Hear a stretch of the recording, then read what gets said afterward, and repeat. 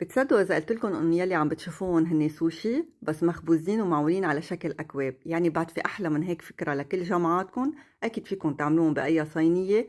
وهيك يلي ما بحب السمك الني ضروري صار يحضر الفيديو. لنقعة السمو بدنا ملعقة كبيرة من زيت السمسم، كمية بترجع لكم. أنا عم بعمل حوالي الكيلو.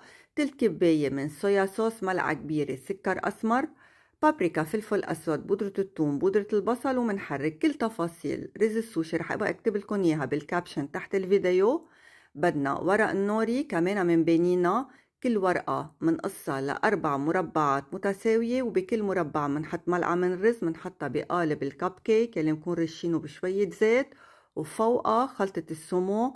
الباقي حطيته بصينية مثل ما عم بتشوفوا، فرمت ورق نوري خلطتهم مع الرز، وحطيت الكمية الباقية من السلمون. وعلى الفرن الحامل رف الوسط 220 درجة، النار من تحت ومن فوق. ما رح ياخدوا وقت كتير، حوالي ربع ساعة وبيكونوا صاروا جاهزين عنا. ريحتهم بتشهي.